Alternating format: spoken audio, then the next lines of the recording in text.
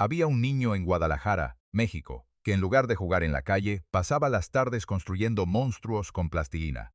No monstruos simples, monstruos con texturas específicas, con heridas que sangraban de maneras particulares, con ojos que miraban de una manera que los ojos de los monstruos ordinarios no miraban.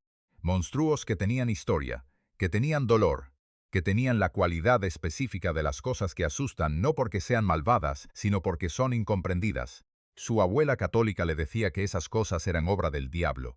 Su madre miraba las creaciones con la incomodidad de quien no sabe exactamente qué hacer con un hijo que claramente no es ordinario, pero que tampoco es exactamente lo que había esperado que fuera. Y el niño seguía construyendo. Con la obstinación tranquila de quien ha encontrado el lenguaje en que puede decir las cosas que de otra manera no tienen forma y que no tiene ninguna intención de abandonarlo porque alguien más encuentre ese lenguaje perturbador. Ese niño se convertiría en el director que cambió lo que el cine de fantasía podía decir sobre el mundo real, que demostró que los monstruos no son el opuesto de la humanidad, sino su espejo más honesto, que rechazó los contratos de los estudios más poderosos de Hollywood en el momento en que más los necesitaba y siguió adelante de todas formas, que perdió su casa, su dinero y casi su carrera en el proceso de hacer lo que creía que debía hacerse, y que al final subió al escenario del Teatro Dolby de Los Ángeles a recoger el Oscar al mejor director con la serenidad de alguien que siempre supo que iba a estar ahí aunque nunca hubiera podido explicar exactamente cómo. Bienvenidos a Historias de Ídolos. Soy Daniel Montague, y hoy hablamos de Guillermo del Toro, del hombre más improbable que Hollywood ha producido en el siglo XXI, del mexicano que llegó a la industria del entretenimiento más poderosa del mundo, sin hablar inglés perfectamente, sin los contactos que esa industria considera indispensables, sin el tipo de historia personal que Hollywood entiende como la historia correcta para alguien que quiere dirigir películas que el mundo entero va a ver, y que ganó de todas formas, no a pesar de ser quien era, sino precisamente porque era quien era y no tenía ninguna intención de ser otra cosa. Para entender lo que llegó a ser, hay que volver al principio, a una ciudad mexicana que huele a tortas ahogadas y a incienso de iglesia, y a la fantasía específica de los países donde la realidad es suficientemente extraña como para que la imaginación no tenga que esforzarse demasiado para superar lo que ya existe. Era el año 1964. Guadalajara, la segunda ciudad más grande de México, era en aquella época una ciudad que vivía la tensión específica de los lugares que están suficientemente modernizados como para tener las aspiraciones de la modernidad y suficientemente conectados con su pasado como para no haber olvidado todavía lo que la modernidad tiende a hacer olvidar. Las iglesias barrocas y los mercados de artesanías y las calles donde la vida ocurría en público con la intensidad de las culturas que no han aprendido todavía a privatizar la existencia coexistían, con los cines que mostraban películas americanas y europeas, y con las tiendas que vendían los productos que la televisión anunciaba, como evidencia de que el progreso llegaba también hasta aquí. El 9 de octubre de 1964, en esa ciudad de contrastes que producía en sus habitantes, una relación con la realidad más complicada y más interesante que la que producen los lugares más homogéneos, nació Guillermo del Toro Gómez. Su padre, Federico del Toro, era un empresario de éxito moderado que tenía la mentalidad práctica de quien ha construido lo que tiene con trabajo, y que valoraba el trabajo por encima de casi cualquier otra cosa. Su madre, Guadalupe Gómez, era una mujer de una religiosidad que en México tiene sus propias texturas específicas, más cercana al misticismo popular que a la doctrina oficial, más interesada en las vírgenes que lloran y los santos que hacen milagros que en la teología abstracta. Y había una figura más en la infancia de Guillermo que los biógrafos mencionan siempre con la consistencia de quien reconoce que un personaje secundario ha tenido un papel central en la historia que están contando. La abuela paterna, una mujer de una religiosidad aún más intensa que la de su madre, que creía en los poderes del demonio con la seriedad de quien no ha tenido ninguna experiencia que le sugiera que el demonio es una metáfora y que cuando veía las creaciones de plastilina de su nieto, veía en ellas no la expresión creativa de un niño con imaginación, sino la evidencia de una influencia que debía combatirse con oraciones y con agua bendita. Guillermo del Toro creció entre esas dos visiones del mundo sobrenatural, la de su madre, que veía en lo místico algo que podía ser hermoso y aterrador al mismo tiempo, y la de su abuela, que veía en lo oscuro solo la oscuridad, sin redención posible y sin la ambigüedad que hace que las cosas oscuras sean también, en ciertos casos, las más honestas. Eligió la visión de su madre, o más exactamente, eligió algo que tomaba de las dos y que la sintetizaba en algo que no era exactamente ninguna de las dos. Una manera de mirar lo sobrenatural que reconocía en él tanto la belleza como el terror, que no simplificaba lo oscuro en malo, ni lo luminoso en bueno, que encontraba en los monstruos, algo que los monstruos convencionales no tenían: humanidad. Los monstruos de Guillermo del Toro tenían humanidad. Esa era la diferencia fundamental. Y esa diferencia venía directamente de la infancia en Guadalajara, de la abuela que rezaba sobre sus creaciones de plastilina, de la madre que le enseñó que lo sobrenatural podía ser también bello, de las calles de una ciudad donde la muerte tenía altares y los santos tenían historias de sufrimiento y de milagro que no eran tan diferentes de las historias de sus monstruos favoritos. La infancia de Guillermo del Toro fue, en el sentido más literal del término, una infancia de películas. No metafóricamente, literalmente. Desde una edad en que la mayoría de los niños de su entorno estaban desarrollando los intereses que el contexto les ofrecía, Guillermo del Toro estaba viendo películas con una voracidad que sus padres observaban con una mezcla de aceptación y de perplejidad. No una película de vez en cuando, películas constantemente. Películas de terror, películas de ciencia ficción, películas de monstruos, películas de animación japonesa que llegaban a México con el retraso que tenían en aquella época, las cosas que viajaban desde el otro lado del mundo pero que cuando llegaban encontraban en el niño un receptor que las esperaba con la paciencia de quien sabe que lo que está esperando vale la espera. James Whale, el director de Frankenstein y la novia de Frankenstein, fue el primer gran amor cinematográfico de su vida. No porque las películas de Whale fueran las más accesibles para un niño de su edad, sino porque en ellas había algo que Guillermo reconocía antes de poder articular qué era lo que reconocía. El monstruo de Frankenstein no era el malo de la historia. Era la criatura más trágica de la historia.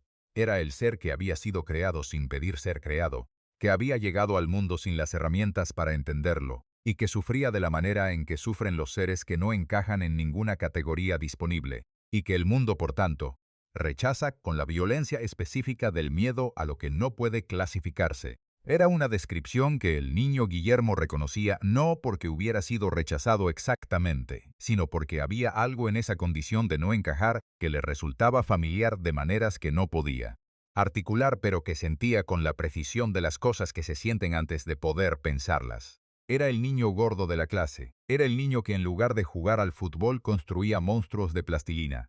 Era el niño que leía a Lovecraft a los 10 años y que veía en las películas de terror no entretenimiento, sino algo que se parecía peligrosamente a la comprensión.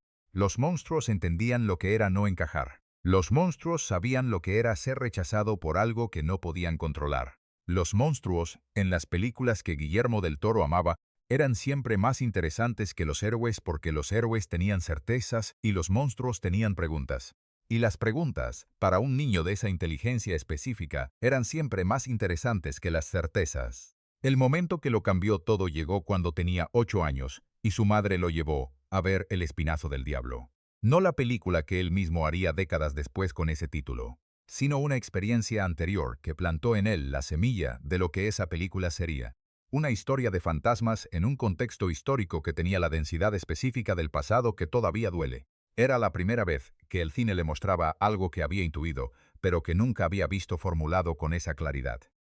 Que los fantasmas no son solo el miedo al presente. Son la memoria del pasado que se niega a desaparecer. Que lo que no puede resolverse en la vida se convierte en lo que persiste después de la muerte. Que el horror, cuando está bien construido, dice cosas sobre la realidad que el realismo no puede decir, porque el realismo tiene limitaciones que el horror no tiene. Tenía 8 años. Salió del cine con una certeza que no articuló en ese momento, porque las certezas de 8 años no se articulan, sino que se acumulan en algún lugar que más tarde produce cosas que el mundo puede ver. La certeza de que lo que quería hacer con su vida era hacer películas que produjeran en el público lo que esa película había producido en él. La sensación de haber visto algo verdadero sobre el mundo a través del filtro de algo que no era verdad en el sentido literal del término. Los fantasmas no existen, los monstruos no existen. pero las cosas que los fantasmas y los monstruos representan, el dolor que no puede resolverse, el miedo a lo que no puede comprenderse, la soledad del que no encaja, la violencia de los que tienen el poder contra los que no lo tienen, esas cosas existen. Existen con una abundancia que la realidad cotidiana tiende a disfrazar de normalidad. Y el horror, cuando es honesto, quita ese disfraz. Eso era lo que Guillermo del Toro quería hacer. Quitar el disfraz, mostrar lo que había debajo, con monstruos si era necesario, con fantasmas si era necesario, con cualquier herramienta que la imaginación pusiera a su disposición, porque la imaginación, entendida correctamente, no es el escape de la realidad, sino su exploración más honesta. La adolescencia de Guillermo del Toro fue el período en que esa certeza empezó a tomar formas concretas. No en el sentido de que hiciera películas, aunque eso también ocurrió con la cámara de Super 8 que su padre le regaló y con la que filmó cortometrajes que tenían la calidad específica de los primeros trabajos, de alguien que sabe exactamente qué quiere pero que todavía no tiene las herramientas técnicas para conseguirlo, en el sentido de que empezó a construir el repertorio de conocimiento y de experiencia, que décadas después alimentaría cada fotograma de cada película que haría. Leía, con la misma voracidad con que veía películas. Lovecraft era el favorito permanente, el escritor que más claramente había articulado la idea de que el horror más profundo no es el que produce el monstruo, sino el que produce la comprensión de que el universo es indiferente a la existencia humana, que somos pequeños y temporales en una escala que no tiene ningún interés especial en nosotros, que el cosmos no es nuestro amigo ni nuestro enemigo, que simplemente es, de una manera que hace que nuestra existencia sea simultáneamente preciosa e insignificante. Era una filosofía que un adolescente católico de Guadalajara podía haber encontrado aterradora o liberadora dependiendo de la constitución de ese adolescente. Guillermo la encontró las dos cosas al mismo tiempo. Aterradora porque era verdad. Liberadora porque si el universo no tenía un plan específico para castigarte por lo que eras, entonces lo que eras era simplemente lo que eras y no algo que debía ser corregido. Estudió maquillaje de efectos especiales. No en una escuela formal. No había en Guadalajara de los años 70 y 80 una escuela formal para ese tipo de conocimiento específico. Lo estudió como había estudiado todo lo que consideraba importante. Solo, con libros, con práctica. Con la disposición de quien no tiene tiempo que perder esperando que alguien organice formalmente el aprendizaje que puede hacerse informalmente si uno tiene la disciplina necesaria para organizarlo por sí mismo. A los 17 años fundó su propia empresa de efectos especiales. Necropia la llamó. Era un nombre que en Guadalajara, México, en 1981, no era exactamente el tipo de nombre que los empresarios locales usaban para sus empresas. Pero Guillermo del Toro no era exactamente el tipo de empresario que los empresarios locales esperaban encontrar. Era un adolescente gordo que sabía más sobre la historia del maquillaje cinematográfico de efectos especiales que la mayoría de los adultos que trabajaban en esa industria en México y que tenía la capacidad de ejecutar ese conocimiento con las manos, con una precisión que sus clientes encontraban desconcertante, dado que su aspecto no correspondía exactamente con lo que imaginaban que debía tener. El aspecto alguien capaz de hacer lo que hacía. Trabajó para producciones mexicanas de televisión y de cine durante años. Aprendió lo que solo puede aprenderse haciendo.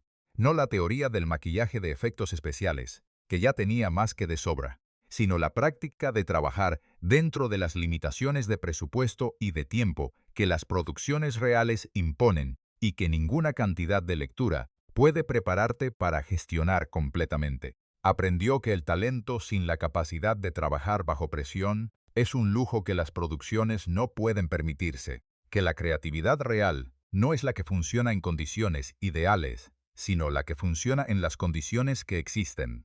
Era una lección que guardaría durante toda su carrera y que definiría la manera en que dirigía, con una practicidad que sus colaboradores encontraban sorprendente dado el nivel de ambición de sus visiones. Una practicidad que no era la renuncia a la ambición, sino su complemento necesario. La comprensión de que las visiones que no pueden ejecutarse no son visiones, sino sueños, y que la diferencia entre las dos cosas es exactamente la capacidad de traducir lo que existe en la imaginación al lenguaje concreto de lo que puede hacerse con los recursos disponibles. La televisión llegó antes que el cine en la carrera de Guillermo del Toro. Trabajó durante años en producciones mexicanas de televisión que le daban ingresos y experiencia, y la posibilidad de desarrollar un lenguaje visual propio en condiciones que no eran exactamente las ideales para el tipo de películas que quería hacer, pero que eran las condiciones disponibles, y que por tanto eran las condiciones con las que trabajaba. Conoció en esos años a las personas que se convertirían en los colaboradores más importantes de su vida. No todos eran del mundo del cine. Algunos eran escritores, algunos eran artistas plásticos, algunos eran simplemente personas que veían el mundo de una manera que correspondía con la manera en que él lo veía, y con quienes la conversación producía ideas que ninguno de los dos habría producido. Solo era el tipo de red que los artistas construyen no de manera estratégica, sino de manera orgánica, cuando la afinidad intelectual y creativa se reconoce antes de que ninguno de los implicados haya decidido conscientemente que es útil reconocerla. El primer largometraje llegó en 1993. Cronos era la historia de un dispositivo alquímico del siglo XVI, que otorga la vida eterna a quien lo usa, pero que exige a cambio algo que el precio ordinario de la inmortalidad no suele incluir. En los folletos publicitarios.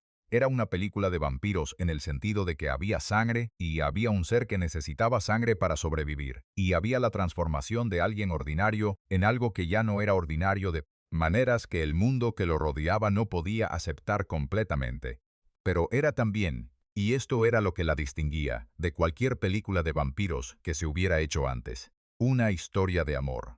Una historia sobre un abuelo y su nieta y sobre lo que el amor de una niña puede hacer por un hombre que se está convirtiendo en algo que el mundo rechazaría si supiera lo que es. Era la idea que recorría toda la obra posterior de Del Toro en su formulación más simple y más fundamental, que el amor es lo que separa lo humano de lo monstruoso, que los monstruos que tienen amor no son completamente monstruos, y que los humanos que no tienen amor son más monstruosos que cualquier criatura que la imaginación pueda producir. Cronos ganó 9 premios Ariel, que son los Óscares mexicanos, y se presentó en la Semana de la Crítica del Festival de Cannes, donde fue recibida con el tipo de entusiasmo que las obras que tienen una voz completamente propia producen en los festivales que están buscando exactamente ese tipo de obra. Era la primera película mexicana de terror en décadas, y era también algo más que una película de terror mexicana. Era la declaración de un cineasta que tenía algo específico que decir, y que había encontrado la manera de decirlo. Hollywood prestó atención. Hollywood siempre presta atención cuando algo que no ha producido demuestra que existe un mercado para algo que podría producir. Y lo que Cronos demostraba era que había un público para el tipo de cine que Del Toro quería hacer. Mezcla específica de horror y de emoción, y de belleza visual y de ideas que tenían más peso del que las películas de género normalmente cargaban. Podía funcionar comercialmente además de artísticamente. Las llamadas llegaron. Y Del Toro, que había pasado años construyendo lo que tenía en México con los recursos que México ponía a su disposición, escuchó lo que Hollywood tenía que decirle con la misma atención, con que escuchaba todo lo que podía ser relevante para hacer las películas que quería hacer.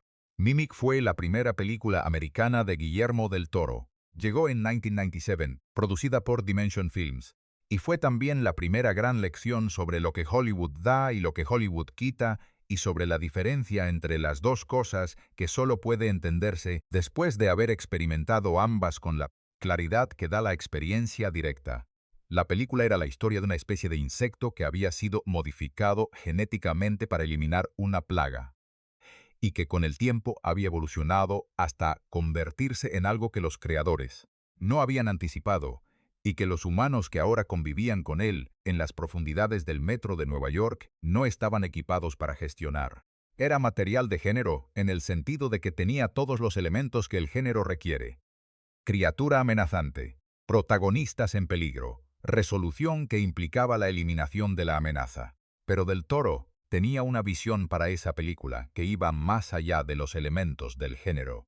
Tenía ideas sobre la luz, sobre el espacio, sobre la manera en que la criatura se relacionaba con el entorno que le rodeaba, sobre la textura específica de los túneles del metro de Nueva York, como escenario de algo que debía sentirse como una pesadilla con reglas propias, y no como un thriller de acción con monstruos. Añadidos. El estudio tenía ideas diferentes, no sobre todos los aspectos, sobre suficientes como para que el proceso de hacer la película fuera una negociación permanente entre lo que Del Toro quería hacer y lo que Dimension Films estaba dispuesto a dejar hacer.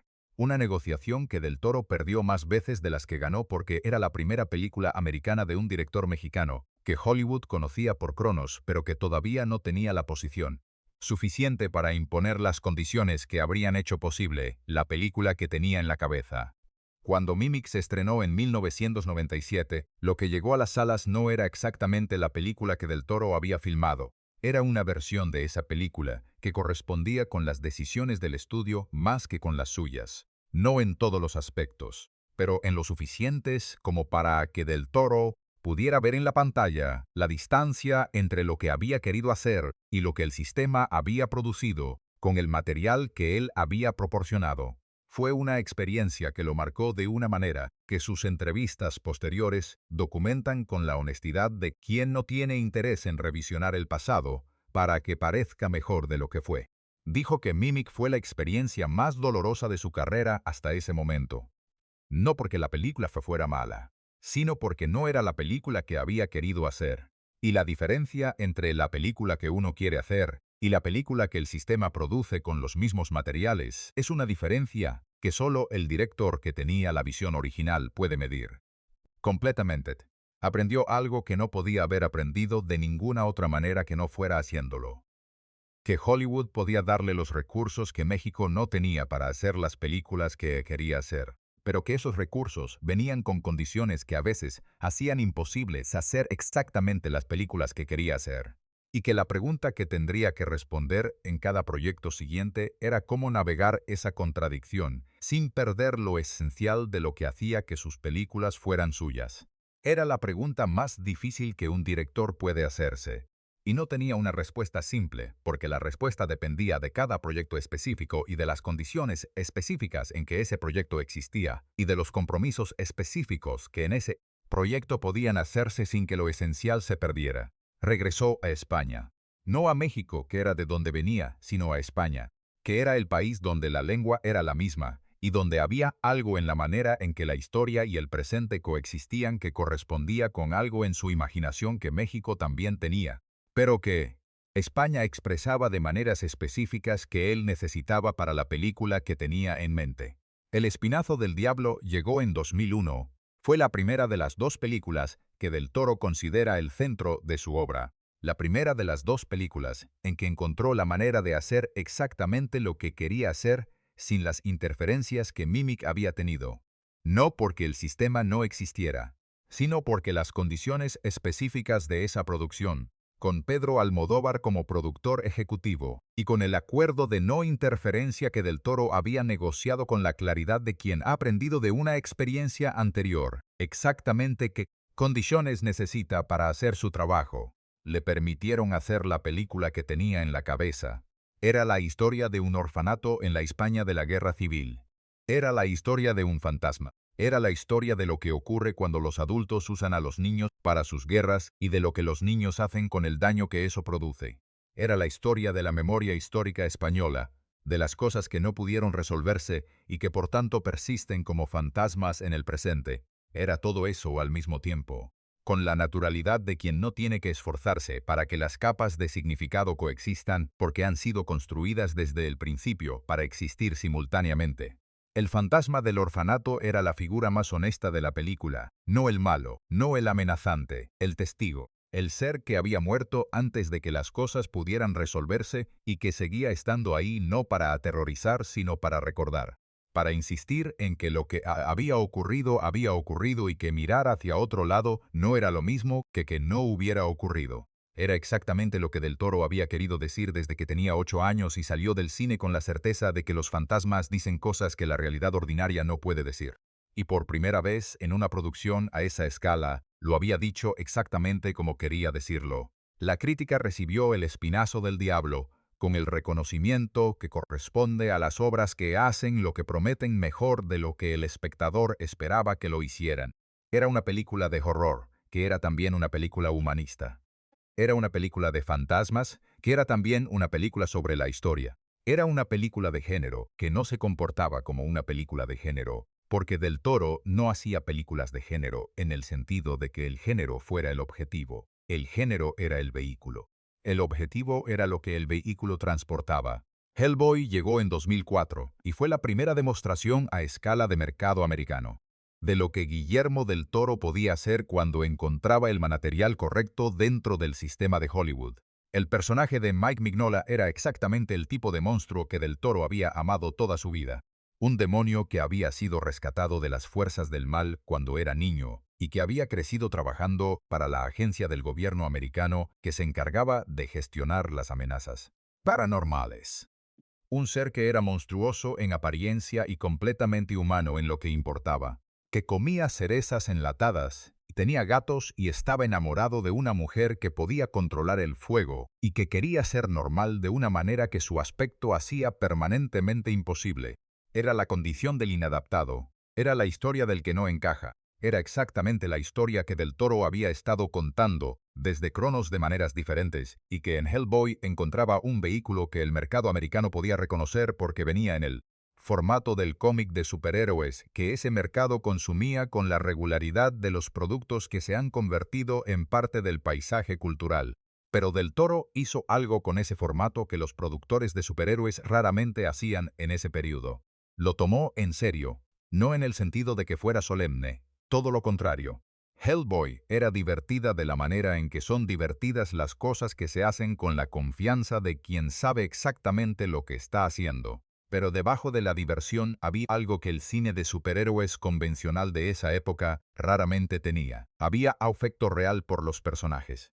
Había la sensación de que el director que había hecho esta película quería genuinamente a Hellboy y a sus compañeros de la Oficina de Investigación y Defensa Paranormal, y que ese afecto era lo que hacía que el público los quisiera también. El afecto por los monstruos era el principio central de toda la obra de Del Toro y era también, cuando se ponía en práctica, a la escala de una producción de Hollywood con presupuesto suficiente para hacer visible lo que antes solo había podido insinuarse, una herramienta de una eficacia que sorprendió incluso a los productores que habían apostado por la película. Hellboy recaudó suficiente para justificar una secuela, y la secuela, El Ejército Dorado, llegaría en 2008. Y sería mejor que la primera, de la manera en que las segundas partes son mejores que las primeras, solo cuando el director tenía más que decir de lo que la primera parte podía contener. Y la segunda parte le da el espacio para decirlo. Pero entre Hellboy y Hellboy 2 estaba la película que definiría para siempre el lugar de Guillermo del Toro en la historia del cine. La película que no debería haber existido según la lógica de la industria que la produjo. La película que del Toro había querido hacer desde que tenía 8 años y que el mundo no esperaba que nadie quisiera ver, y que cuando la vio no pudo dejar de hablar de ella. El laberinto del fauno llegó en 2006. Era la película española que del Toro había estado construyendo en su imaginación durante décadas. La historia de una niña en la España franquista de 1944 que encuentra en un laberinto abandonado la entrada a un reino subterráneo, donde tal vez es la princesa perdida que el reino ha estado esperando. O tal vez no, o tal vez las dos cosas al mismo tiempo de maneras que la película no resuelve porque resolver esa ambigüedad habría traicionado lo más importante de lo que quería decir. Era simultáneamente un cuento de hadas y una película de guerra. Era al mismo tiempo la historia de una niña que escapa de una realidad insoportable hacia una fantasía que la consuela, y la historia de lo que la realidad insoportable era y de por qué la fantasía era. La única respuesta disponible para quien no tenía el poder de cambiar la realidad. Era bella y era brutal de maneras que coexistían sin contradicción, porque del Toro había entendido desde los 8 años que la belleza y la brutalidad no son opuestos, sino aspectos diferentes de la misma realidad que el arte honesto no puede separar sin traicionar alguna de las dos. El fauno era la criatura más extraordinaria que del Toro había diseñado hasta ese momento, no el monstruo convencional. No el ser amenazante cuya amenaza organiza la narrativa, sino algo más ambiguo y más antiguo y más interesante. Algo que podía ser el Salvador y podía ser el engaño y que la película no decidía entre las dos posibilidades porque la ambigüedad era el punto. Porque la vida de Ofelia, la niña protagonista, era una vida en que la distinción entre el Salvador y el engaño no siempre podía hacerse con la claridad que los adultos que la rodeaban pretendían que existía. El hombre pálido era la pesadilla. El ser sin ojos que tenía los ojos en las palmas de las manos y que comía niños en un banquete eterno era la imagen más perturbadora que Del Toro había creado. Y era también, para quien la mirara con la atención que merecía, una imagen completamente transparente sobre lo que representaba. Los que tienen el poder, los que consumen lo que pertenece a los que no lo tienen, los que tienen el banquete eterno, mientras otros no tienen nada, y que cuando son desafiados, reaccionan con la violencia de quien no puede concebir un mundo en que su derecho al banquete sea cuestionado. Era política, era poesía, era horror. Era todo al mismo tiempo, de la manera en que son todo al mismo tiempo las obras que duran, porque han encontrado la manera de decir cosas que no envejecen, aunque el momento específico en que fueron producidas pertenezca ya al pasado. El laberinto del fauno ganó 3 Oscars técnicos en 2007 y fue nominada al Oscar al mejor guión original y al mejor director. No ganó en esas categorías. The Departed de Martin Scorsese ganó el Oscar al mejor director ese año. Era el tipo de resultado que la Academia produce cuando tiene que elegir entre el reconocimiento de algo nuevo y el reconocimiento tardío de algo que ya merece haber sido reconocido desde hace tiempo, y que esta vez finalmente lo es. Del Toro recibió el resultado con la ecuanimidad de quien ha aprendido que los reconocimientos institucionales son una cosa, y la obra es otra, y que la confusión entre las dos cosas es exactamente el error que los artistas que dependen demasiado del reconocimiento institucional terminan pagando con el trabajo. No cambió nada de lo que hacía, no modificó su manera de elegir proyectos para corresponder con lo que la academia o la industria esperaban de alguien en su posición después del laberinto del fauno. Siguió siendo quien era. Siguió diciendo sí a las cosas que correspondían con su visión y no a las cosas que no correspondían, independientemente de lo que él no costara en términos de oportunidades perdidas y de carreras que otros directores habrían aprovechado y que él dejaba pasar, porque no eran las carreras que quería tener. Era una postura que en la industria del entretenimiento americano resultaba tan inusual que las personas que la observaban desde dentro no siempre sabían exactamente cómo clasificarla. No era arrogancia exactamente. Era algo más parecido a la claridad de alguien que sabe lo que quiere con una precisión suficiente como para reconocer lo que no quiere, aunque lo que no quiere venga envuelto en condiciones que haría que la mayoría de las personas lo quisieran. Y esa claridad, que en Hollywood es una rareza de la escala de los objetos astronómicos que pasan cerca de la Tierra solo una vez por siglo, iba a costarle todo antes de darle todo. Porque la claridad de ese tipo tiene un precio, y el precio, cuando llega, llega de las maneras que menos se esperan y con consecuencias que ninguna claridad previa puede prepararte completamente para recibir. Hay un momento en la vida de ciertos artistas en que el universo parece decidir que lo que han construido hasta ese punto no es suficiente evidencia de lo que son capaces de soportar y que necesita añadir una prueba adicional. No una prueba pequeña, una prueba que pone en cuestión todo. El trabajo, el dinero, la seguridad, la capacidad de seguir creyendo que lo que uno hace tiene sentido, cuando las circunstancias que rodean ese hacer se han vuelto tan adversas que cualquier evaluación racional sugeriría que detenerse sería lo más sensato. Guillermo del Toro encontró esa prueba en 1998, y la manera en que la atravesó, o más exactamente la manera en que no la atravesó de una vez, sino que la fue atravesando durante años, con la lentitud de quien no tiene otra opción que seguir poniendo un pie delante del otro, aunque el camino no see visible es la parte de su historia que los perfiles periodísticos mencionan brevemente y que en realidad es la parte central, la que explica todo lo que vino después, la que hace que el Oscar de 2018 no sea simplemente el reconocimiento de una carrera extraordinaria, sino el final de un arco que comenzó en el peor momento de su vida y que tardó 20 años en completarse. El secuestro de su padre duró 72 días. Guadalajara en 1998 era una ciudad que había cambiado desde la infancia de Del Toro, pero que había conservado algo que las ciudades mexicanas de ese período conservaban con la fidelidad de las características que se resisten a la modernización, porque tienen raíces más profundas que las superficies que la modernización puede alcanzar. La violencia tenía su propia geografía en esa ciudad, sus propios territorios, sus propias reglas no escritas que las personas que vivían en esa ciudad conocían de la misma manera en que conocen el clima. No porque lo eligieran, sino porque era la realidad en que vivían y que tenían que navegar con la información disponible. Federico del Toro, el padre de Guillermo, era un empresario. Había construido lo que tenía con trabajo y con la mentalidad práctica que su hijo había heredado en las partes no creativas de su carácter. Era visible. Tenía una posición en la ciudad que lo hacía reconocible para los tipos de personas, para quienes la visibilidad de ciertos empresarios representa una oportunidad del tipo que no requiere ningún esfuerzo de identificación, porque el objetivo se identifica solo. Lo secuestraron. Los detalles exactos de cómo ocurrió y quiénes lo hicieron son parte de un registro que la familia del Toro nunca hizo completamente público por razones que cualquier persona con el mínimo de empatía puede entender sin que sea necesario explicarlas.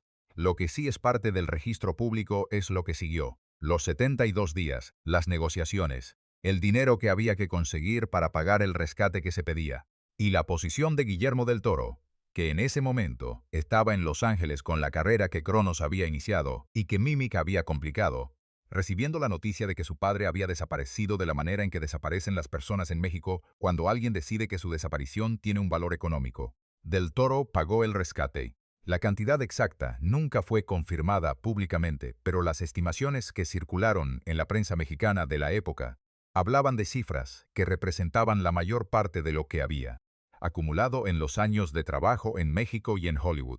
No era una decisión que requiriera deliberación. Era a su padre. El dinero era el instrumento disponible para recuperarlo, y el dinero se usó para recuperarlo con la misma sencillez con que se usa cualquier herramienta para hacer lo que tiene que hacerse. Cuando lo que tiene que hacerse no admite alternativa, su padre fue liberado después de 72 días. Volvió con las secuelas que dejan los 72 días de cautividad en un hombre que había vivido hasta ese momento dentro de los límites de lo que la vida ordinaria puede producir en términos de experiencias que alteren la relación con el mundo. Las secuelas físicas eran las más visibles y las más tratables. Las otras eran más difíciles de nombrar y más lentas de resolver, aunque la palabra resolver sea en ese contexto una aspiración más que una descripción de lo que realmente ocurre. Del Toro tomó una decisión después del secuestro, que en ese momento parecía puramente práctica, y que con el tiempo revelaría tener consecuencias que iban mucho más allá de la práctica. Decidió que su familia no podía seguir viviendo en México, que la seguridad que la vida en Guadalajara no podía garantizarles requería buscar otro lugar. Y ese otro lugar, dado que su carrera estaba en Hollywood, aunque su corazón siguiera en gran medida en México, fue Los Ángeles. Emigró, no con la emoción del que llega a un lugar nuevo lleno de posibilidades, con la tristeza específica del que deja el lagar en que es completamente el mismo y que sabe que en el lugar al que va a ser siempre algo diferente de completamente el mismo, porque los lugares que nos forman son los únicos en que podemos existir sin traducción. Los años que siguieron al secuestro y a la emigración fueron los años más difíciles de la vida de Guillermo del Toro, no porque la carrera se detuviera. Siguió. Hellboy en 2004 fue un éxito suficiente para que Hollywood le diera más. El laberinto del fauno en 2006 fue la confirmación de que era uno de los directores más importantes de su generación. Hellboy 2 en 2008 fue mejor que la primera. Las cosas, medidas con las métricas que el mundo del entretenimiento usa para medir las cosas, van bien. Pero el dinero que había pagado por el rescate de su padre había dejado las finanzas personales de Del Toro en un estado que no correspondía con la posición que su carrera sugería. Era rico en términos de reconocimiento y estaba en dificultades en términos de liquidez, de una manera que lo obligaba a tomar decisiones sobre qué proyectos aceptar que no siempre correspondían. Exactamente con los proyectos que habría elegido si las circunstancias fueran diferentes. Y había algo más, algo que las entrevistas de ese período documentan entre líneas, en los silencios y en las digresiones que Del Toro hacía cuando las conversaciones se acercaban demasiado a ciertos territorios. La culpa, no la culpa por el secuestro, que no era su responsabilidad de ninguna manera que la razón pudiera sostener, sino la culpa del emigrante, la sensación de haber abandonado el país que lo había formado en el momento en que ese país más lo necesitaba, de haber tomado la decisión práctica y sensata de poner a su familia a salvo, y de haber pagado esa decisión con la pérdida de algo que no podía recuperarse completamente, porque los lugares a los que se pertenecen o se reemplazan, se abandonan o se llevan dentro, llevarlos dentro no es lo mismo que estar en ellos. México estaba en todas sus películas, no como localización, que raramente aparecía después de la emigración, sino como manera de ver el mundo, como la relación específica con lo sobrenatural que solo produce crecer en una cultura, donde los muertos tienen altares y los santos hacen milagros, y la línea entre el mundo visible y el invisible es más porosa de lo que las culturas del norte de Europa y de América del Norte tienden a representarla. México estaba en la textura de cada monstruo que diseñaba, en la manera en que sus películas trataban la muerte como algo que no es simplemente el fin, sino también una presencia, en el afecto por los seres que no encajan, que era también el afecto de quien sabe lo que es. No encajar en el lugar en que vive, aunque ese lugar lo haya formado completamente. El proyecto que iba a costarle todo llegó en forma de una propuesta que en papel era exactamente el tipo de cosa que Del Toro había estado esperando que alguien le propusiera. Peter Jackson, el director que había transformado El Señor de los Anillos de una novela, que muchos consideraban infilmable, en una trilogía cinematográfica, que había redefinido lo que el cine de fantasía podía hacer, le propuso que dirigiera El Hobbit. Era la propuesta más grande que había recibido en su carrera. No en términos de presupuesto, aunque el presupuesto era de una escala que hacía que todo lo que había hecho antes pareciera modesto en comparación, sino en términos de lo que representaba. Era la oportunidad de llevar el tipo de mundo de fantasía que había amado desde niño a la pantalla más grande que existía, con los recursos que ese tipo de producción requería, con el tiempo que ese tipo de producción necesitaba para hacerse bien. Del Toro aceptó. Se mudó a Nueva Zelanda, donde Jackson tenía su base de operaciones y donde la producción de El Hobbit iba a realizarse. Pasó 2 años en Wellington trabajando en la preproducción, diseñando criaturas, desarrollando el lenguaje visual de la película, escribiendo el guión con Fran Walsh y Philippa Boyens y el propio Jackson, construyendo en su imaginación y en los papeles que llenaban su despacho en Weta Workshop la película que iba a hacer. 2 años. 2 años de trabajo que solo existe en los archivos de una producción que no llegó a realizarse, porque en 2010, después de 2 años de preproducción y de un retraso tras otro producido por problemas legales con el estudio MGM que habían paralizado la financiación de la producción de maneras que nadie podía resolver en el plazo que las circunstancias requerían, Guillermo del Toro anunció que abandonaba El Hobbit. Las razones que dio eran las razones que había. Los retrasos habían sido tan prolongados y tan inciertos en cuanto a su resolución que habría tenido que comprometer proyectos que ya había prometido a otras personas, que la incertidumbre de cuándo y si la producción finalmente comenzaría hacía imposible gestionar una carrera que tenía sus propias obligaciones y sus propios ritmos, que lo razonable era reconocer que las circunstancias habían cambiado de una manera que hacía que la decisión que había tomado 2 años antes ya no fuera la decisión correcta en el momento presente. Eran razones válidas. Eran también razones que no capturaban completamente lo que había ocurrido en esos 2 años, ni lo que costó tomar la decisión de irse. 2 años de una vida de artista son 2 años en que podrían haberse hecho otras películas. 2 años en que las ideas que se desarrollan para un proyecto específico no se desarrollan para ningún otro. 2 años de la clase de trabajo creativo que no puede hacerse 2 veces porque la segunda vez no sería la primera y la primera es la única que importa. Del Toro habló de esa pérdida en entrevistas posteriores, con la honestidad de quien ha procesado suficientemente una experiencia dolorosa como para poder describirla sin que la descripción sea simplemente el dolor sin forma. Dijo que los 2 años en El Hobbit habían sido también 2 años extraordinarios en términos de lo que había aprendido y de lo que había desarrollado. Que el trabajo de preproducción que nunca llegó a producirse había alimentado de maneras que no siempre podían rastrearse directamente las películas que hizo después. Que las ideas no desaparecen cuando el proyecto que las generó no llega a realizarse. Se transforman en algo diferente y encuentran otros proyectos en que existir de maneras que no habrían sido posibles si el proyecto original se hubiera realizado tal como estaba planeado. Era una manera de ver las cosas que requería una capacidad para encontrar el sentido en lo que no salió como debía, que no todo el mundo tiene, y que Del Toro había desarrollado a lo largo de una vida, que había tenido suficientes ocasiones de practicarla. La casa se perdió en ese periodo. Del Toro había comprado una casa en Los Ángeles, que era también el lugar donde guardaba lo que más quería en el mundo.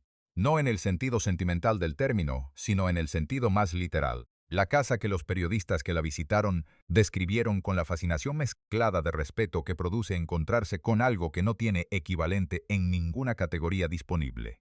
La llamaba Bleak House, en referencia a la novela de Dickens. Era una colección, no una colección de arte en el sentido convencional del término, aunque parte de lo que contenía era arte en cualquier definición razonable de la palabra. Era una colección de los objetos que habían alimentado su imaginación durante décadas. Pinturas originales de los ilustradores que había amado desde niño. Esculturas de criaturas. Primeras ediciones de los libros que habían formado su manera de ver el mundo. Objetos de producción de películas que para él tenían el valor que para otros tienen las reliquias religiosas.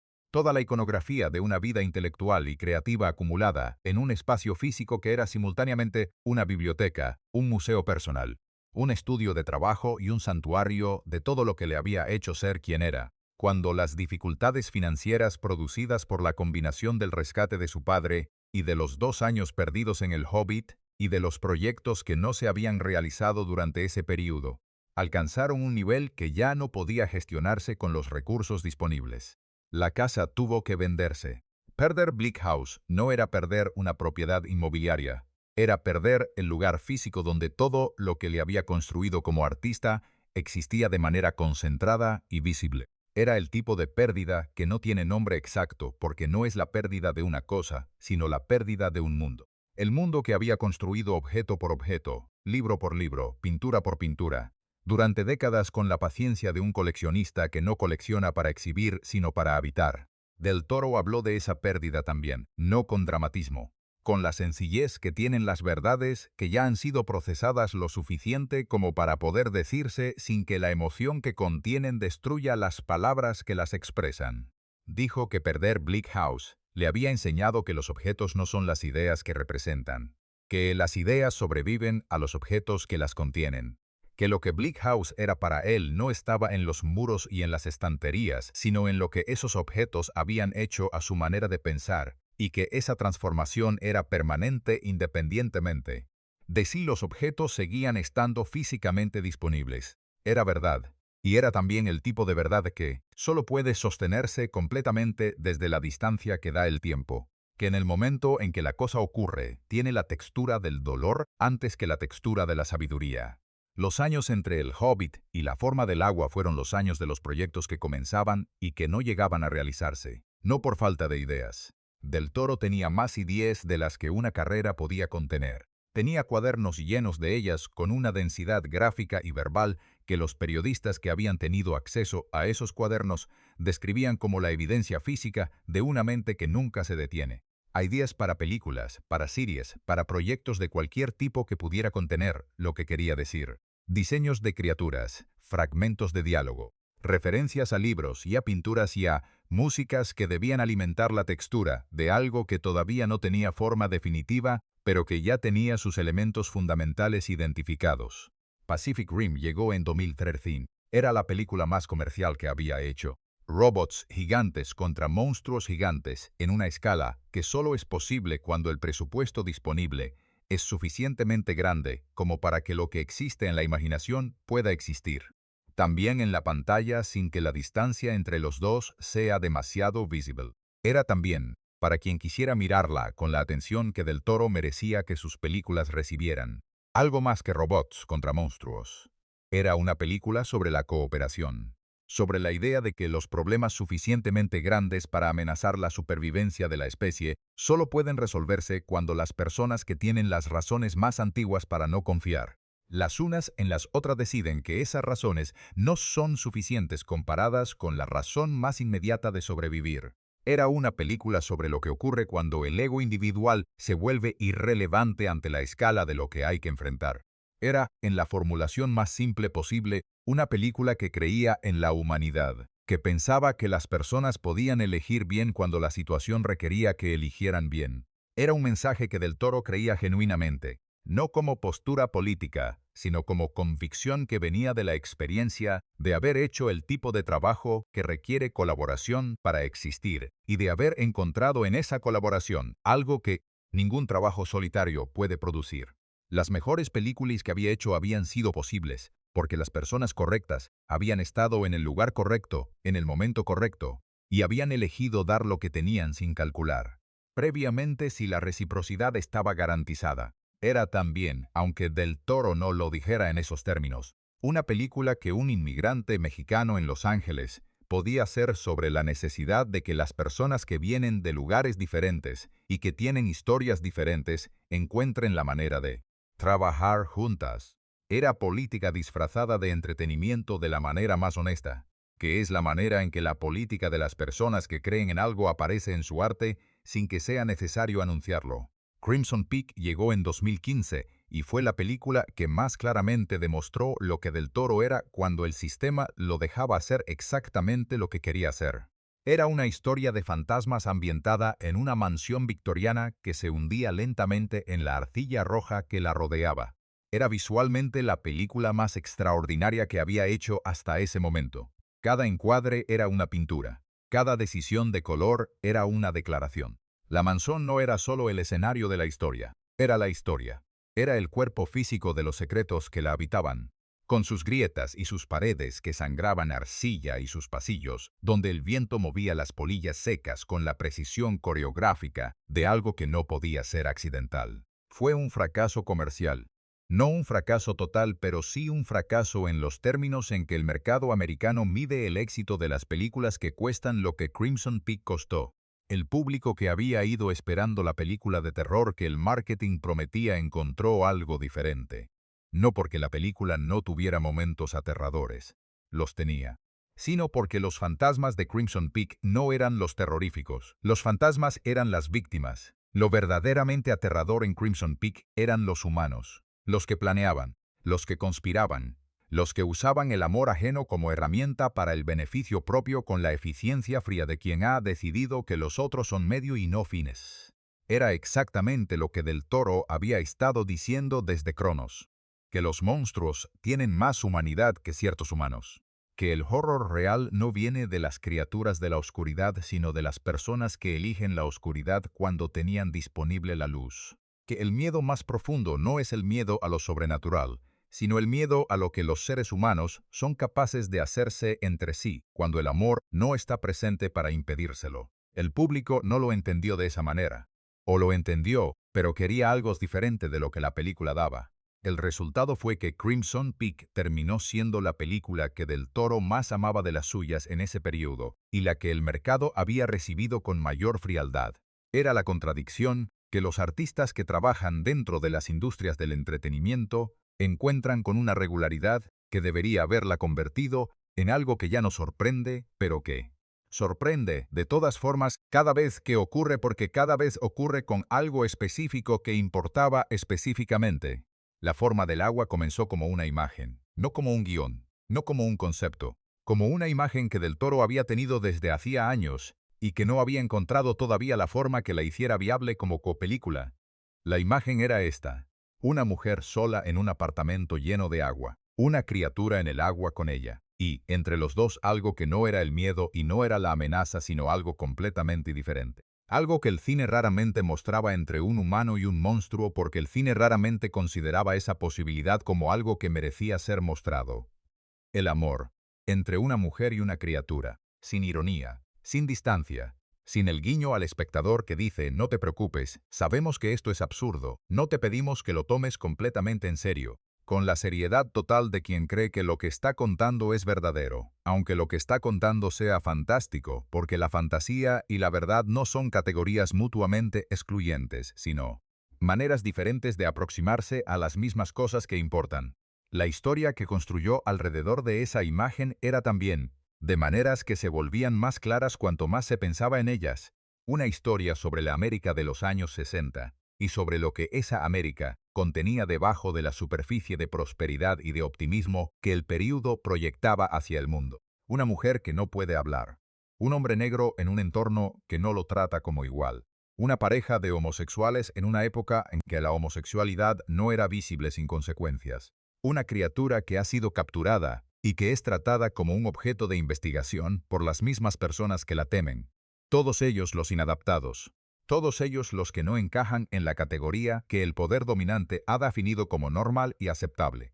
Era la historia de toda la obra de Del Toro reducida a su esencia más pura. Los que no encajan, los que el mundo rechaza por lo que son, y el amor como lo único que puede conectarlos entre sí y con algo más grande que la soledad en que el rechazo los ha colocado. La producción de La forma del agua fue, según todos los que participaron en ella, una experiencia diferente de cualquier otra cosa que hubieran hecho antes. No porque fuera fácil, no lo era. Las escenas bajo el agua eran logísticamente complejas, de una manera que cualquier producción de ese tipo es compleja cuando se intenta hacerlas con la honestidad visual que Del Toro exigía. No la honestidad de la ilusión perfecta, sino la honestidad de la presencia real. Del Toro no quería que el agua pareciera agua. Quería que el agua fuera agua.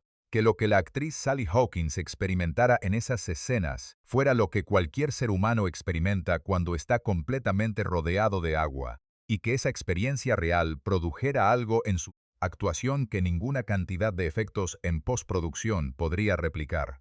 Sally Hawkins interpretaba a Elisa, la mujer sin voz que trabaja limpiando los suelos del laboratorio gubernamental donde la criatura está encerrada. Era el papel más silencioso de su carrera, y también el más expresivo porque sin palabras disponibles todo tenía que decirse de otras maneras, con el cuerpo, con los ojos, con la manera en que se movía en el espacio, con el lenguaje de signos que Del Toro y Hawkins habían desarrollado juntos con la atención que se presta a los idiomas, que son la única manera disponible de decir cosas que, de otra manera, no pueden. Dessers. Doug Jones interpretaba a la criatura. Era el colaborador de Del Toro de más larga data, el actor que se había puesto dentro de los trajes y bajo el maquillaje de las criaturas más importantes de su filmografía. El fauno del laberinto del fauno, el hombre pálido, varios otros seres que Del Toro había diseñado y que Jones había habitado con la generosidad de quien entiende que lo que está haciendo no es simplemente ponerse un traje, sino encontrar la humanidad de algo que el mundo percibe como no humano y hacerla visible a través de todo lo que lo cubre y lo que lo oculta. La criatura de la forma del agua era la más humana de todas las que Del Toro había creado, no porque su aspecto fuera más cercano al humano, sino porque su vulnerabilidad era más visible. Era un ser que había sido arrancado de su entorno natural, que había sido encerrado, que había sido tratado como objeto, que sufría de maneras que los que lo rodeaban no reconocían como sufrimiento porque habían decidido previamente que no era el tipo de ser capaz de sufrir de la manera en que el sufrimiento merece. Attention. Era una descripción que se aplicaba a más cosas que a una criatura en un tanque de laboratorio, y Del Toro lo sabía y construyó la película exactamente para que esa aplicación más amplia fuera visible para quien quisiera verla, sin que fuera necesaria para quien simplemente quisiera ver una historia de amor entre dos seres que no deberían haberse encontrado y que se encontraron de todas formas. La forma del agua se estrenó en el Festival de Venecia en septiembre de 2017 y ganó el León de Oro. Era el reconocimiento más alto que un festival de cine podía dar, y era también, para Del Toro, la confirmación de algo que había estado sintiendo durante la producción, pero que no había querido articular en voz alta, porque articular las cosas, antes de que ocurran, es tentar a las fuerzas que Del Toro, criado en la cultura mexicana del respeto a lo sobrenatural, no tenía ningún interés en tentar, que la película era la mejor que había hecho.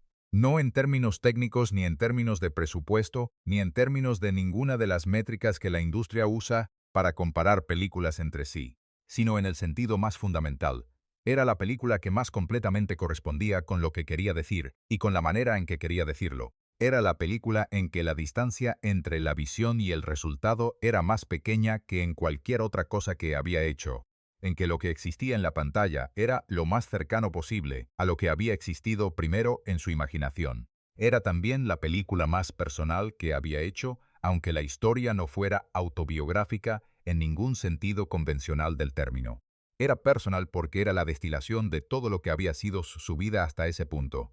El inmigrante que no encaja completamente en el lugar al que llega. El artista que habla un idioma que no todo el mundo entiende. El ser que ha sido tratado como objeto por sistemas que no reconocen su humanidad. El amor como la única respuesta posible a la soledad que ese no encajar produce. Todo eso estaba en La forma del agua. Y Del Toro lo sabía. Y cuando el León de Oro llegó, y luego los premios de la crítica, y luego las nominaciones a los Oscars, con la abundancia de los proyectos que el mundo ha decidido que merecen ser reconocidos en todas las categorías disponibles, Lo recibió con la ecuanimidad de quien ha esperado suficiente como para que el reconocimiento cuando llega sea confirmación en lugar de sorpresa. La temporada de premios de 2017 y 2018 fue para Guillermo del Toro el período en que el mundo le devolvió algo que le había estado debiendo desde El laberinto del fauno.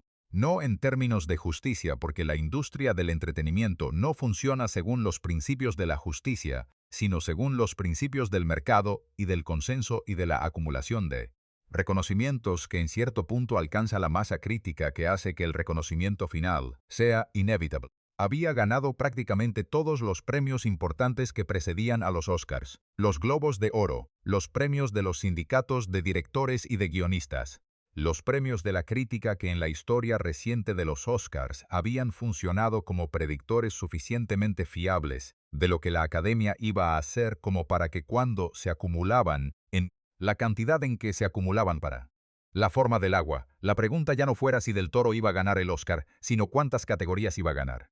La noche del 4 de marzo de 2018, en el Teatro Dolby de Los Ángeles, Guillermo del Toro subió al escenario a recoger el Oscar al mejor director. Lo que dijo en ese momento fue lo que Del Toro dice cuando tiene algo que decir, y cuando el contexto lo permite, y cuando las palabras están disponibles para decir lo que necesita ser dicho. Habló de la fantasía como la manera más honesta de hablar de la realidad. Habló de los monstruos como la forma más directa de hablar de la humanidad.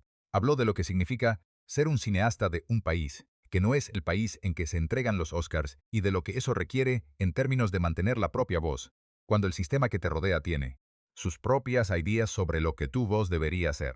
Habló en español en algunos momentos, no como gesto político, aunque también era un gesto político, como la afirmación natural de alguien que en el momento más importante de su carrera profesional quería que la lengua en que pensaba, la lengua de Guadalajara y de los monstruos de plastilina y de los cuadernos llenos de ideas, estuviera presente en el escenario más visible del entretenimiento mundial. La forma del agua ganó el Oscar a la mejor película esa noche. Guillermo del Toro tenía 53 años. Había tardado 20 años desde Cronos en llegar a ese escenario. 20 años que habían incluido el secuestro de su padre y la pérdida de Bleak House y los 2 años de El Hobbit, que no llegó a hacer, y Mimic y todas las versiones de proyectos que no llegaron a realizarse y todas las películas que el sistema había modificado, de maneras que no correspondían exactamente con lo que él había querido hacer. Estaba ahí de todas formas, con el Oscar en la mano y la certeza tranquila de quien no ha llegado al lugar en que está a pesar de todo lo que había ocurrido, sino precisamente a través de todo lo que había ocurrido.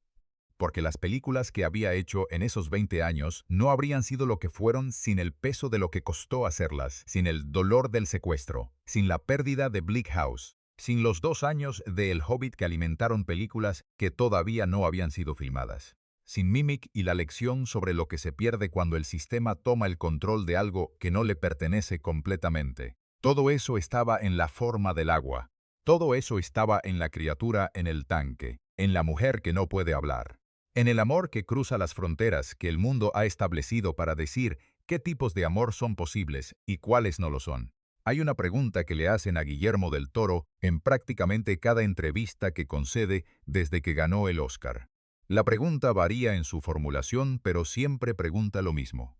¿Cómo? ¿Cómo un mexicano de Guadalajara, que no hablaba inglés perfectamente y que no tenía los contactos que Hollywood considera indispensables y que había perdido su casa y había sobrevivido el secuestro de su padre y había visto proyectos desaparecer después de años de trabajo, llegó al escenario del Teatro Dolby con el Oscar en la mano? Del Toro responde siempre de la misma manera.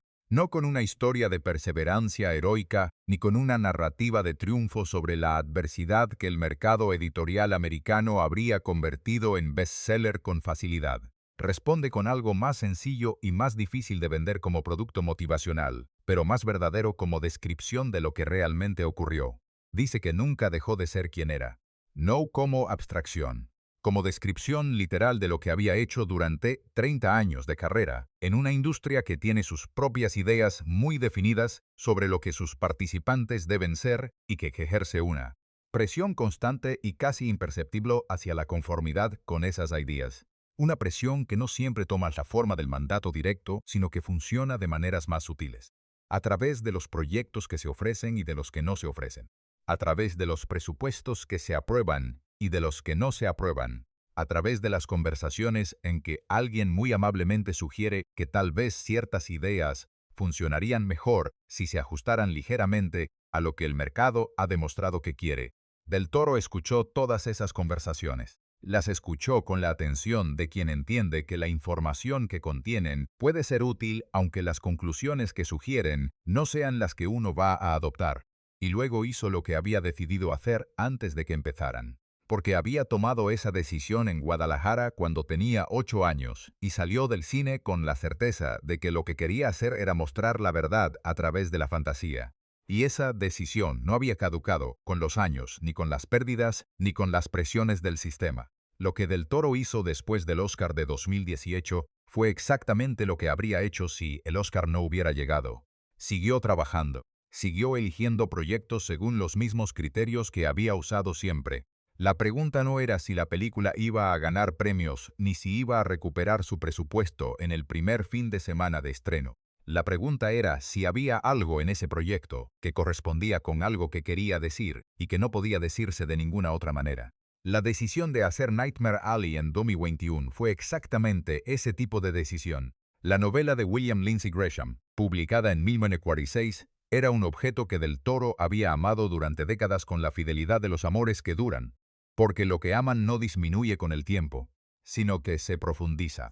Era la historia de un hombre que aprende los trucos del espiritismo en un espectáculo de feria y que asciende hasta convertirse en el estafador más sofisticado de la alta sociedad americana, antes que la lógica de lo que ha construido lo devuelva al lugar donde comenzó. Era una historia sobre la corrupción, no la corrupción política ni la corrupción institucional, sino algo más fundamental. La corrupción de alguien que tiene talento genuino y que en lugar de usarlo para decir algo verdadero, decide usarlo para conseguir lo que quiere de las personas que puede engañar. Era la historia del artista que traiciona su propio don. Y era también la historia de la América que Del Toro había observado durante décadas de vivir en ella como inmigrante, con la claridad específica que da el no pertenecer completamente al lugar que se observa. La América del espectáculo y de la apariencia y de la promesa de que cualquiera puede llegar a cualquier parte si tiene suficiente ambición, sin mencionar el precio que esa promesa cobra a quienes la creen completamente. Nightmare Alley no fue el éxito comercial que La forma del agua había sido. Fue algo que Del Toro valoraba más que el éxito comercial en el sentido específico que ese término tiene en Hollywood. Fue la película que quería hacer, con la textura visual que había imaginado para ella, con los actores que correspondían con los personajes que había construido en su imaginación, con el final que la novela tenía y que el sistema habría preferido cambiar, porque el final de la novela no es el tipo de final que el mercado americano recibe con facilidad y que Del Toro mantuvo, precisamente porque era el único final honesto disponible para esa historia. Era una consistencia que las personas que lo rodeaban habían aprendido a reconocer como la característica más definitoria de su manera de trabajar. No la visión espectacular, que era visible y que cualquiera que hubiera visto sus películas podía identificar, sino la consistencia, la capacidad de mantener lo que importa sin ceder en las cosas que hacen que lo que importa importe. La serie de animación para Netflix, Trollhunters, y las que la siguieron en el universo que Del Toro creó para la plataforma, fueron la demostración de que lo que hacía no estaba limitado por el formato. Era la misma filosofía aplicada a otro medio. Los mismos monstruos que tienen humanidad, los mismos inadaptados que encuentran en sus diferencias no una debilidad, sino la fuente de lo que los hace extraordinarios. Las mismas ideas sobre el amor y sobre el coraje y sobre la lealtad que habían recorrido toda su filmografía expresadas ahora en el formato que podía llevarlas a los niños que eran la edad que él había tenido cuando vio por primera vez las cosas que lo formaron. Era también, aunque Del Toro no lo expresara en esos términos en las entrevistas que concedió sobre ese trabajo, una forma de devolución, de dar a los niños de hoy lo que alguien le había dado a él en Guadalajara con aquellas películas que había visto en el cine con su madre. La posibilidad de encontrar en la fantasía una verdad sobre la realidad que la realidad ordinaria no siempre puede mostrar con la claridad que los niños necesitan para entenderla. La posibilidad de encontrar en los monstruos compañía en lugar de miedo. Pinocchio llegó en 2022. Era el proyecto de animación que Del Toro había estado desarrollando durante más de una década.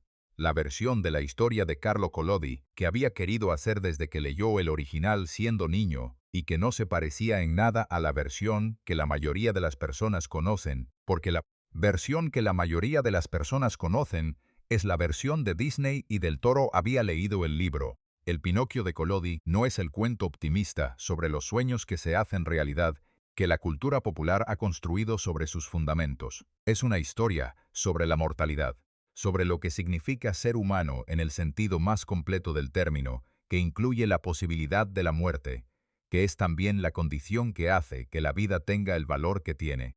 Un ser inmortal, un ser que no puede morir, no puede valorar completamente lo que tiene, porque no puede perderlo. La vulnerabilidad no es el opuesto de la plenitud, es su condición. Era exactamente el tipo de idea que Del Toro había estado explorando desde Cronos. La idea de que lo que nos hace humanos no es lo que tenemos, sino lo que podemos perder.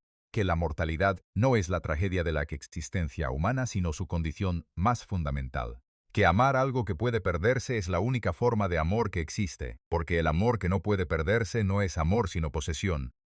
Pinocchio ganó el Oscar a la mejor película de animación en 2023. Era el segundo Oscar de Del Toro. Era también la confirmación de algo que la industria de la animación no siempre reconoce explícitamente, que la animación puede ser el vehículo de las ideas más complejas y más importantes que el arte puede expresar. Que los niños merecen historias que no simplifican el mundo para protegerlos de su complejidad, sino que los preparan para encontrarse con esa complejidad con las herramientas que el arte puede darles.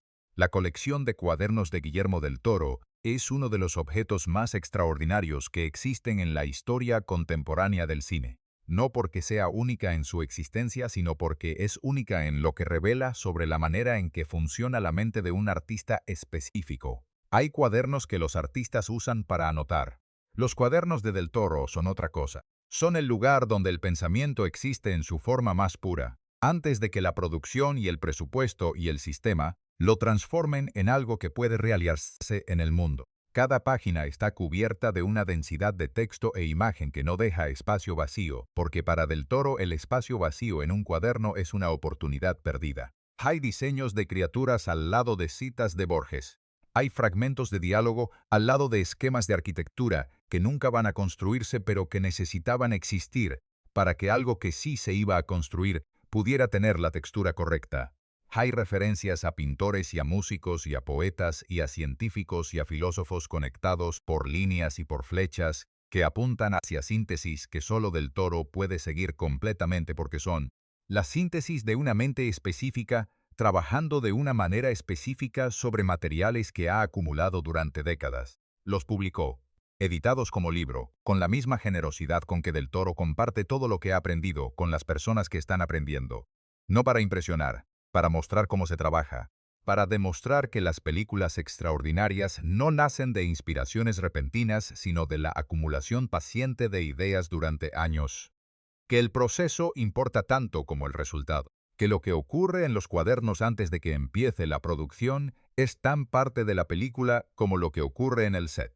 Era un gesto pedagógico en el sentido más generoso del término. El artista que ha llegado al punto más alto de su campo, decidiendo que lo más útil que puede hacer con esa exposición es mostrar el camino. No la versión heroica del camino que omite las partes difíciles y presenta solo los triunfos.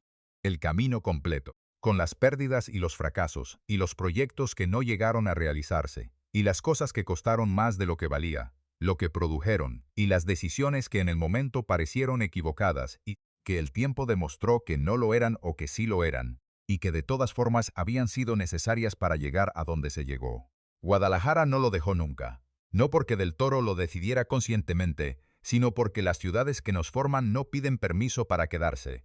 Se quedan, se convierten en la manera en que vemos el mundo, en el tipo de historias que reconocemos como verdaderas, en la textura específica de la realidad que aceptamos como normal, porque es la realidad con que aprendimos a leer el mundo.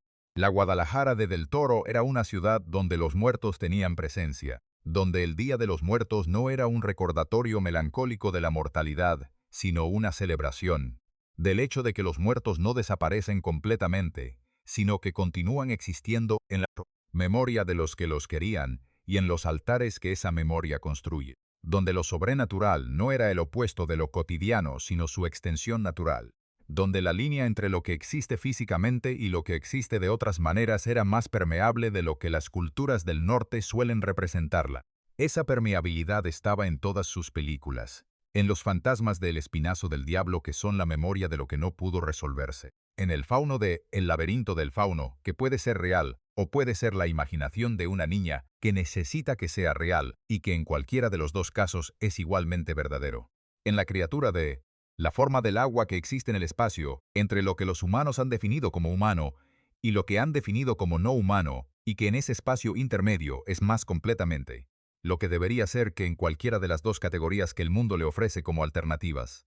Era la filosofía de un hombre que había crecido en un lugar donde las categorías no eran tan rígidas como las culturas dominantes del mundo occidental suelen representarlas, donde lo real y lo imaginado, lo vivo y lo muerto, lo monstruoso y lo humano coexistían con una naturalidad que no requería explicación porque era simplemente la manera en que el mundo era. Llevó esa manera de ver el mundo a Hollywood, no adaptada ni suavizada ni traducida a un idioma que el mercado americano pudiera reconocer sin esfuerzo, sino directamente, con toda su especificidad mexicana y toda su densidad cultural y toda su incomodidad, para un sistema que prefiere las cosas que ya conoce sobre las cosas que todavía no sabe cómo categorizar, y Hollywood, que no siempre sabe exactamente qué hacer con lo que no puede categorizar, pero que reconoce cuando algo funciona, terminó reconociéndolo. 2 veces, con 2 Oscars en categorías diferentes, con el reconocimiento de que lo que Del Toro hacía no era simplemente cine de género, ni simplemente cine de autor, ni simplemente cine mexicano, ni simplemente cine americano, sino algo que era todas esas cosas al mismo tiempo, de una manera que solo era posible, porque el hombre que lo hacía era todas esas cosas al mismo tiempo. Hay una escena en El laberinto del fauno que Del Toro ha descrito en entrevistas como la más importante de todo lo que ha filmado. No la más espectacular, no la más técnicamente compleja. La más importante en el sentido de que contiene lo que más le importa decir. Es la escena en que el fauno le explica a Ofelia las 3 tareas que debe completar para demostrar que es la princesa perdida del reino subterráneo. Le dice que debe completarlas antes de que la luna esté en su punto más alto. Y luego le dice algo que es la frase más importante de toda la película, aun pase relativamente inadvertida entre las imágenes más espectaculares que la rodean. Le dice que no siga las instrucciones de nadie, que confíe en sí misma, que su corazón es la única guía que puede seguirse en el reino que está a punto de entrar porque en ese reino las reglas del mundo exterior no aplican y la única sabiduría disponible es la que viene de dentro. Era el consejo Del Toro se había dado a sí mismo en cada momento de su carrera en que el sistema le había ofrecido una alternativa a ser quien era. Era también el consejo que había recibido sin palabras de cada película que había amado desde los 8 años. Que la fantasía no es el escape de la realidad, sino el camino más directo hacia la verdad. Que la realidad pide, pero que no siempre puede mostrar directamente. Que los monstruos dicen cosas que los hombres no pueden decir. Que los cuentos de hadas no son para niños, sino para todos los que han aprendido que la realidad sin la imaginación es una realidad empobrecida. Era el mensaje de toda su obra, reducido a una frase que un fauno de madera y cuernos le dice a una niña en un laberinto en la España de 1944, y que al mismo tiempo se la dice a cualquiera que la escuche con la atención que merece. Lo que Guillermo del Toro dejó en la primera mitad del siglo XXI no puede medirse únicamente con las películas que hizo, aunque las películas sean la parte más visible de lo que dejó.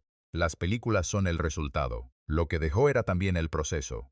La demostración de que es posible trabajar dentro del sistema más poderoso del entretenimiento mundial, sin convertirse en el sistema.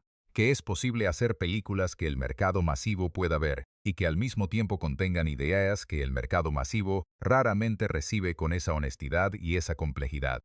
Que es posible ser un cineasta mexicano en Hollywood sin dejar de ser mexicano ni dejar de ser cineasta, en el sentido que esa palabra tiene cuando se usa para describir a alguien que tiene algo que decir y que ha encontrado la manera de decirlo. Eso es más difícil de lo que parece desde fuera. Requiere la clase de claridad sobre lo que uno es y sobre lo que uno quiere que la industria del entretenimiento erosiona con una eficiencia que solo es posible cuando se tiene la experiencia de décadas de hacerlo.